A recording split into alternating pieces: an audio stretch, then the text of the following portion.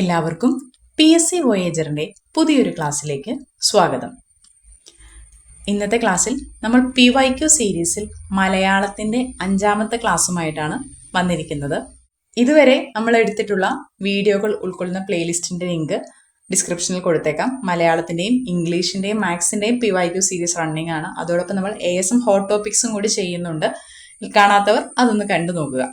അപ്പോൾ നമ്മൾ ഇന്നത്തെ ക്ലാസ്സിൽ റെഫർ ചെയ്തിരിക്കുന്ന ക്വസ്റ്റ്യൻ പേപ്പർ എന്ന് പറയുന്നത് ഈ ലേറ്റസ്റ്റ് ആയിട്ട് നടന്ന CPO എക്സാമിലെ വുമൺ പോലീസ് കോൺസ്റ്റബിൾ എക്സാമിന്റെ മലയാളം സെഷൻ ചോദ്യങ്ങളാണ് നമ്മൾ എടുത്തിരിക്കുന്നത്. ഓരോ ചോദ്യവുമായി ബന്ധപ്പെട്ട് പരമാവധി മുൻകാല ചോദ്യങ്ങൾ ഉൾപ്പെടുത്തിയാണ് നമ്മൾ ഈ ക്ലാസ് മുന്നോട്ട് പോകുന്നത്. അപ്പൊ നമുക്ക് ക്ലാസ്സിലേക്ക് കിടക്കാം. അപ്പൊ നമ്മളിന്ന് നോക്കുന്നത് വുമൺ CPOയിലെ മലയാളം ക്വസ്റ്റ്യൻസ് ആണ്. Question paper code 88/2025. നമുക്ക് ചോദ്യങ്ങളിലേക്ക് കടക്കാം. 81ാമത്തെ ചോദ്യമായിട്ടാണ് മലയാള സെഷൻ സ്റ്റാർട്ട് ചെയ്തിരുന്നത്. ചോദ്യം എങ്ങനെയായിരുന്നു? പ്രേക്ഷകൻ എന്ന വാക്കിന്റെ സ്ത്രീലിംഗ രൂപം ഏത്? പ്രേഷിത, പ്രേക്ഷിത, പ്രേക്ഷക, പ്രേക്ഷക. പ്രേക്ഷകൻ എന്ന വാക്കിന്റെ സ്ത്രീലിംഗ രൂപം പ്രേക്ഷക എന്നാണ്. ഓപ്ഷൻ സി ആണ് വരുന്നത്. അപ്പോ പറഞ്ഞൊന്നുകൂടെ, പ്രേക്ഷകൻ, പ്രേക്ഷക. ഈ ഷ ശ്രദ്ധിക്കുക. പ്രേക്ഷകനാണ്. അപ്പോ അതിന്റെ സ്ത്രീലിംഗ രൂപം എന്ന് പറയുന്നത് പ്രേക്ഷക ആയിരിക്കും. പ്രേക്ഷകൻ, പ്രേക്ഷക, പ്രേക്ഷകൻ, പ്രേക്ഷക. ഇനി ഈ പ്രേക്ഷകൻ എന്ന വാക്കിന്റെ അർത്ഥം നിങ്ങളൊന്ന് അറിഞ്ഞിരിക്കണം. ഇത് ചിലർക്ക് കൺഫ്യൂസിങ് ആവാറുണ്ട്. ചിലപ്പോൾ ഇങ്ങനെ അർത്ഥം കൺഫ്യൂസിങ് ആവുന്ന രീതിയിൽ PSC ചോദിച്ചിട്ടുമുണ്ട്. അപ്പോ പ്രേക്ഷകൻ എന്നാണ് എങ്കിൽ അതിന്റെ അർത്ഥം അയക്കുന്ന ആൾ. നമ്മൾ ഈ കത്തൊക്കെ എഴുതുമ്പോൾ അവിടെ ഫ്രം വെക്കില്ലേ, ആ ഫ്രം ആണ് ഈ പ്രേക്ഷകൻ. കത്തിലെ ഫ്രമിന് കറസ്പോണ്ടിങ് ആയിട്ട് നമ്മൾ ഉപയോഗിക്കുന്ന മലയാളം പരിഭാഷയാണ് എന്ത്? പ്രേക്ഷകൻ. അപ്പൊ പ്രേക്ഷകൻ എന്നാൽ അയക്കുന്ന ആൾ എന്നാണ് അർത്ഥം. ഇനി പ്രേക്ഷകൻ ആണ് എങ്കില്, പ്രേക്ഷകൻ എന്നാണ് എങ്കില് അതിന്റെ അർത്ഥം കാണുന്നയാൾ. കാണുന്ന ആളിനെയാണ് നമ്മള് പ്രേക്ഷകൻ എന്ന് പറയുന്നത്. അപ്പൊ ഈ കാണുന്നയാളിൽ ഒരു കായുണ്ടല്ലോ, അപ്പൊ കാ ചേർത്ത് വരുന്ന ഷ. അപ്പൊ അത് പ്രേക്ഷകൻ എന്ന് പറഞ്ഞാൽ കാണുന്നയാളും, പ്രേക്ഷകൻ എന്ന് പറയുമ്പോൾ അയക്കുന്നയാളുമോ. അപ്പൊ അതൊരു കൺഫ്യൂഷൻ ഇല്ലാണ്ട് നമുക്ക് ഓർത്തു വെക്കാം. കാണുന്നയാളില് കാ ചേർന്ന് വരുന്ന ഷ വരണം. അപ്പൊ കായും ഷായും ചേർന്ന് വരുമ്പോഴാണല്ലോ ക്ഷ വരുന്നത്. അപ്പോൾ പ്രേക്ഷകൻ എന്ന് പറയുമ്പോൾ കാണുന്നയാളും, പ്രേക്ഷകൻ എന്ന് പറയുമ്പോൾ അയക്കുന്ന ആളുമാണ്. ഇതുപോലെ കൺഫ്യൂസിംഗ് ആയിട്ടുള്ള 2 വാക്കുകളും കൂടെ ഇതിന്റെ കൂടെ അങ്ങ് ചേർന്ന് പറയാം. പ്രേക്ഷിതൻ. പ്രേക്ഷിതൻ എന്ന് പറഞ്ഞാല് കാണപ്പെട്ടവൻ. പ്രേക്ഷിതൻ എന്ന് പറഞ്ഞാല് കാണപ്പെട്ടവൻ. അതുപോലെ പ്രേഷിതൻ. പ്രേഷിതൻ ആണെങ്കിൽ അവിടെ അയക്കപ്പെട്ടവൻ. അയക്കപ്പെട്ടവൻ. അപ്പൊ 4 വാക്ക് മനസ്സിലായല്ലോ. പ്രേക്ഷകൻ ആണെങ്കിൽ അയക്കുന്നവൻ, പ്രേക്ഷകൻ ആണെങ്കിൽ കാണുന്നയാൾ, പ്രേക്ഷിതൻ ആണെങ്കിൽ കാണപ്പെട്ടവൻ, പ്രേഷിതൻ അയക്കപ്പെട്ടവൻ. മനസ്സിലായല്ലോ. അപ്പൊ നമ്മൾ ഈ ചോദ്യം എന്തായിരുന്നു? പ്രേക്ഷകൻ എന്ന വാക്കിന്റെ സ്ത്രീലിംഗ രൂപമായിരുന്നു ചോദിച്ചത്. പ്രേക്ഷകൻ, പ്രേക്ഷക, പ്രേക്ഷകൻ, പ്രേക്ഷക. അത് പലതവണ പറയുക. അപ്പൊ നിങ്ങൾക്കത് കിട്ടും. ഇനി ഇത് മുൻകാലങ്ങളിൽ ചോദിച്ചിട്ടുള്ള ചോദ്യമാണ്. സുധൻ എന്ന പദത്തിന്റെ സ്ത്രീലിംഗം എഴുതുക. സുധി, സുധ, സുധിനി, സുത്യ.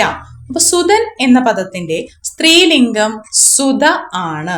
സുധൻ എന്ന പദത്തിന്റെ സ്ത്രീലിംഗ രൂപം ഏതാണ്? സുധ. സുധൻ എന്ന പദത്തിന്റെ സ്ത്രീലിംഗ രൂപം സുധ എന്നാണ്.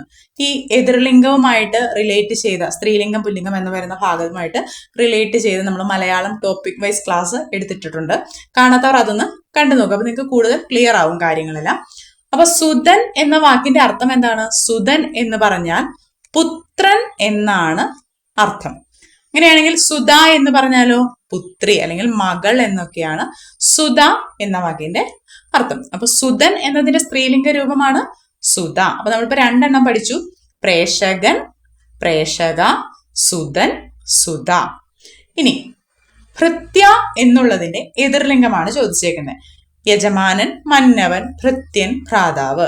അപ്പൊ ഈ ഭൃത്യ എന്നുള്ളതിന്റെ എതിർലിംഗമാണ് ഭൃത്യൻ. അപ്പൊ ഈ ഭൃത്യൻ എന്നുള്ളത് പുല്ലിംഗവും ഭൃത്യ എന്നുള്ളത് സ്ത്രീലിംഗവുമാണ്. അപ്പൊ ക്ലിയർ ആയല്ലോ? ഭൃത്യ എന്നുള്ളതിന്റെ എതിർലിംഗമാണ് ഭൃത്യൻ. അപ്പൊ ഭൃത്യൻ എന്നുള്ളതിന്റെ സ്ത്രീലിംഗം എന്ന് ചോദിച്ചാല് ഭൃത്യ. അപ്പൊ നമ്മളിപ്പോ പറഞ്ഞ 3 ഒന്ന് നമുക്ക് റിവൈസ് ചെയ്യാം. പ്രേഷകൻ, പ്രേഷക, സുതൻ, സുത, ഭൃത്യ, ഭൃത്യൻ. ക്ലിയർ ആയല്ലോ? ഇനി അടുത്ത ചോദ്യം നോക്കാം. വിദ്വാൻ എന്ന പദത്തിന്റെ സ്ത്രീലിംഗ രൂപം എഴുതുക. വിദ്വാൻ എന്ന പദത്തിന്റെ സ്ത്രീലിംഗ രൂപം വിദുഷി. വിദ്വാൻ എന്ന പദത്തിന്റെ സ്ത്രീലിംഗ രൂപം എന്താണ്? വിദുഷി. വിദ്വാൻ, വിദുഷി. 2 പ്രാവശ്യം നമുക്ക് ചേർന്ന് പറയാം. വിദ്വാൻ, വിദുഷി. വിദ്വാൻ, വിദുഷി. ഓക്കെ, നമുക്ക് ഒന്നുകൂടെ ആദ്യം പോലെ പറയാം. പ്രേഷകൻ, പ്രേഷക, സുതൻ, സുധ, ഭൃത്യൻ, ഭൃത്യ, വിദ്വാൻ, വിദുഷി. വിദ്വാൻ, വിദുഷി. ക്ലിയർ ആയല്ലോ? ഇനി അടുത്ത എതിർലിംഗം. കർഷകൻ എന്ന പദത്തിന്റെ സ്ത്രീലിംഗം ഏത്? കർഷകി, കർഷിക, കർഷിണി, കർഷക. അപ്പൊ കർഷകൻ എന്ന പദത്തിന്റെ സ്ത്രീലിംഗമാണ് ഏത്? കർഷക.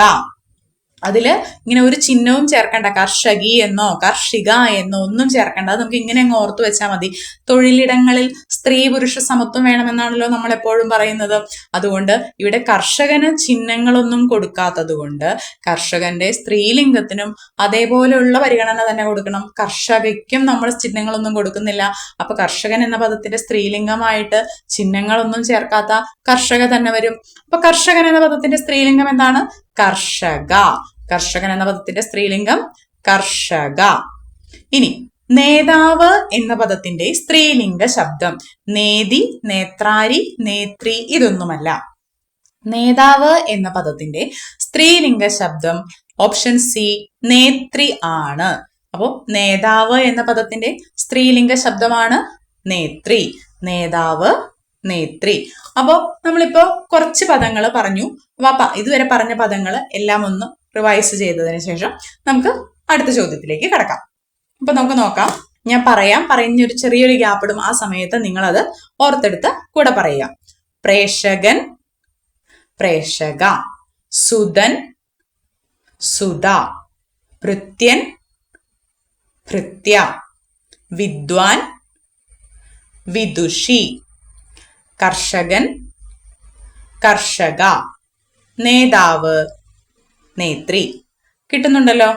ഇനി നമുക്ക് അടുത്ത ചോദ്യം, ചോദ്യപേപ്പറിലെ 2ാമത്തെ ചോദ്യം നോക്കാം. നിഷ്ഫല യത്നം എന്നർത്ഥം വരുന്ന ശൈലി തിരഞ്ഞെടുക്കുക. ഭടവാക്ക്, കാകദന്ത ഗവേഷണം, നാരദക്രിയ, അമ്ല പരീക്ഷണം. അപ്പോ നിഷ്ഫല യത്നം എന്നർത്ഥം വരുന്ന ശൈലിയാണ് കാകദന്ത ഗവേഷണം. അപ്പൊ കാകദന്ത ഗവേഷണം എന്ന് പറഞ്ഞാല് ആ ശൈലിയുടെ അർത്ഥം എന്താണ്? നിഷ്ഫലയത്നം എന്നാണ് ആ ശൈലിയുടെ അർത്ഥം. അതായത് കാക്കയ്ക്ക്, അതായത് പക്ഷികൾക്ക് പല്ലുണ്ടാവാറില്ല. അവരുടെ ചുണ്ടാണ് അവരിങ്ങനെ കടിച്ചു മുറിക്കാനും എല്ലാമായിട്ട് ഉപയോഗിക്കുന്നത്. അപ്പൊ കാകദന്ത ഗവേഷണം എന്ന് പറഞ്ഞാല് കാകം എന്ന് പറഞ്ഞാൽ കാക്കയാണ്, ദന്തം എന്ന് പറഞ്ഞാൽ പല്ലാണ്. അപ്പൊ കാക്കയുടെ പല്ലിനെ ഗവേഷണം നടത്തിയത്. കാക്കയ്ക്ക് പല്ലില്ലാത്തിടത്തോളം കാലം കാക്കയുടെ വായിലെ പല്ലിനെ അന്വേഷിക്കുക എന്ന് പറയുന്നത് അതൊരു നിഷ്ഫലമായ പ്രവൃത്തിയാണല്ലോ. അതിനൊരു റിസൾട്ട് ഉണ്ടാവുന്നില്ല. അപ്പൊ അതുകൊണ്ട് കാകദന്ത ഗവേഷണം എന്ന് പറയുന്നത് നിഷ്ഫലയത്നം, അതായത് ഒരു പ്രയോജനവും ഇല്ലാത്ത പ്രവൃത്തിയെയാണ് നമ്മൾ എന്തെന്ന് പറയുന്നത്? കാകദന്ത ഗവേഷണം എന്ന് പറയുന്നത്. അപ്പോൾ കാകദന്ത ഗവേഷണം എന്ന ശൈലിയുടെ അർത്ഥമാണ് നിഷ്ഫല യത്നം. ക്ലിയർ ആയോ? കാകദന്ത ഗവേഷണം, നിഷ്ഫല യത്നം. ഇനി കാള പെറ്റെന്ന് കേട്ട് കയറെടുക്കുക എന്നതുകൊണ്ട് അർത്ഥമാക്കുന്നത് കാര്യം അറിയാതെ ചാടിപ്പുറപ്പെടുക, കാര്യം അറിയാതെ കയറെടുക്കുക, കാര്യം അറിഞ്ഞ് പ്രവൃത്തി ചെയ്യുക, കാര്യം വളരെ പെട്ടെന്ന് ചെയ്തു തീർക്കുക.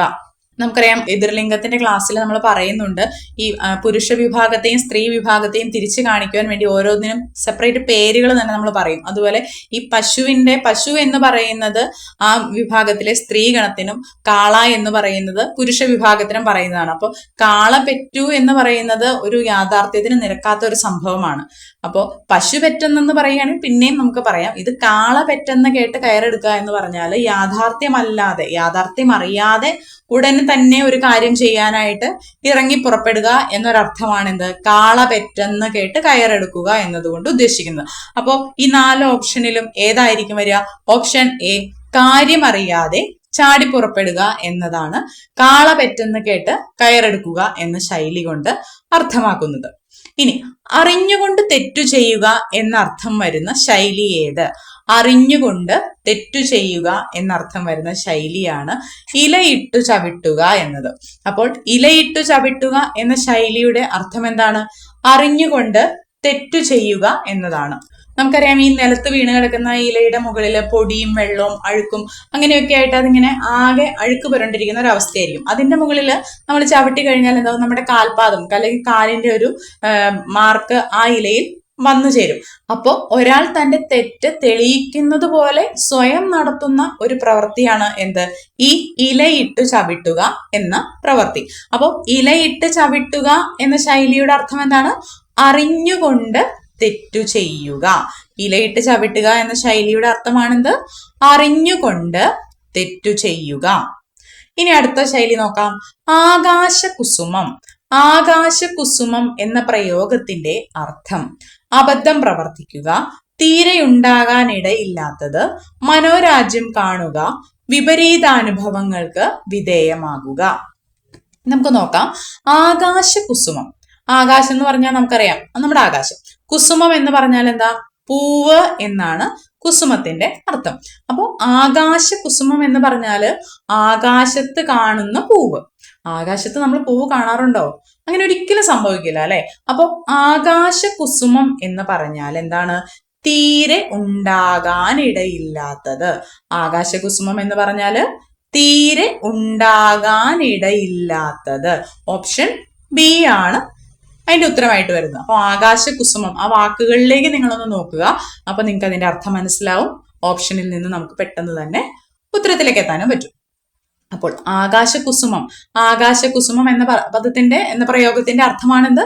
തീരെ ഉണ്ടാകാൻ ഇടയില്ലാത്തത്. ഇനി വെറുതെ പേടിപ്പിക്കുക എന്നതിന് സമാനമായ ശൈലി ഏത്? വെറുതെ പേടിപ്പിക്കുക എന്നതിന് സമാനമായ ശൈലിയാണ് എന്ത്? ഉമ്മാക്കി കാട്ടുക. അപ്പോൾ ഉമ്മാക്കി കാട്ടുക, ഈ കൊച്ചുകുട്ടികളൊക്കെ നമ്മൾ കോക്കാച്ചി അങ്ങനെയൊക്കെ പറഞ്ഞ് നമ്മൾ ഒരു പദം പറഞ്ഞ് പേടിപ്പിക്കാറുണ്ടല്ലോ, അതുപോലെയുള്ള ഒരു പ്രയോഗമാണ് ഈ ഉമ്മാക്കി കാട്ടുക എന്ന് പറഞ്ഞാൽ വെറുതെ പേടിപ്പിക്കുക എന്നതിന് സമാനമായ ശൈലിയാണ്. അപ്പോൾ ഉമ്മാക്കി കാട്ടുക എന്ന ശൈലിയുടെ അർത്ഥമാണെന്ത്? വെറുതെ പേടിപ്പിക്കുക. ഇനി ഒരു മുൻകാല ചോദ്യം കൂടെ നോക്കാം. മാധ്യസ്ഥം പറയുക എന്ന അർത്ഥം വരുന്ന ശൈലി ഏത്? ഭരതവാക്യം, നാരദക്രിയ, ചർവിത ചർവണം, പഞ്ചായത്തു പറയുക. 4 ഓപ്ഷൻ ഉണ്ട്. നമുക്ക് ഓരോന്നും നോക്കാം. ഭരതവാക്യം എന്ന് പറഞ്ഞാല് അവസാനിപ്പിക്കുക എന്ന അർത്ഥമാണ്. ഭരതവാക്യം എന്ന ശൈലിയുടെ അർത്ഥം എന്താണ്? അവസാനിപ്പിക്കുക. അതാണ് ഭരതവാക്യത്തിന്റെ അർത്ഥം. ഇനി നാരദക്രിയ എന്ന ശൈലി കൊണ്ട് ഉദ്ദേശിക്കുന്നത് നമ്മൾ പുരാണങ്ങളിലെല്ലാം നാരദൻ എന്ന് പറയുന്ന ഒരു ക്യാരക്ടർ നമുക്ക് അറിയാവുന്നതാണ്. അവിടെയും ഇവിടെയും പരസ്പരം കാര്യങ്ങൾ പറഞ്ഞ് പ്രശ്നമുണ്ടാക്കുന്ന പ്രവർത്തികൾ ചെയ്യുക. അതാണ് ഈ നാരദക്രിയ എന്നതുകൊണ്ട് ഉദ്ദേശിക്കുന്നത്. അപ്പോൾ എന്താണ് നാരദക്രിയ എന്ന് പറഞ്ഞാൽ അവിടെയും ഇവിടെയും പരസ്പരം കാര്യങ്ങൾ പറഞ്ഞ് പ്രശ്നമുണ്ടാക്കുന്ന രീതിയിൽ പ്രവർത്തിക്കുക. അപ്പൊ അതാണെന്ത്? നാരദക്രിയ എന്ന ശൈലിയുടെ അർത്ഥം. ഇനി ചർവിത ചർവണം എന്ന് പറഞ്ഞാൽ ആവർത്തിച്ചു പറയുക. ചർവിത ചർവണം എന്ന് പറഞ്ഞാൽ എന്താണ്? ആവർത്തിച്ചു പറയുക. നോക്കിക്കേ, ഇവിടെ തന്നെ എഴുതി തന്നെ നമുക്ക് മനസ്സിലാവും. എന്താ? ചർവ ഇങ്ങനെ ആവർത്തിച്ച് എഴുതിയേക്കുവാണല്ലേ. അപ്പൊ ചർവിത ചർവണം എന്ന് പറഞ്ഞാല് ആവർത്തിച്ചു പറയുക.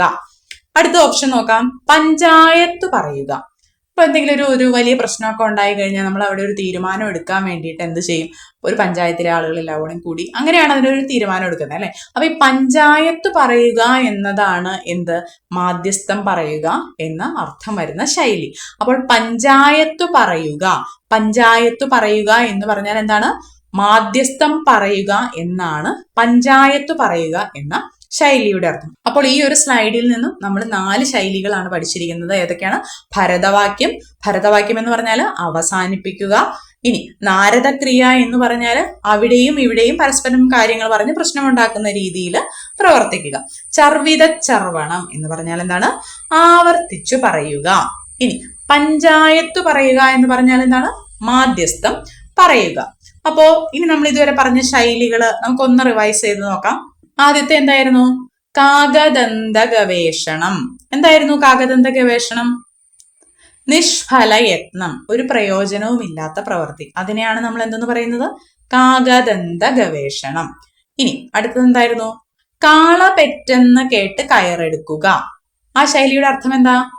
യാഥാർത്ഥ്യം അറിയാതെ ഉടനെ പ്രവർത്തിക്കുക അല്ലെങ്കിൽ ഉടനെ പ്രതികരിക്കുക. ദെൻ ഇലയിട്ടു ചവിട്ടുക.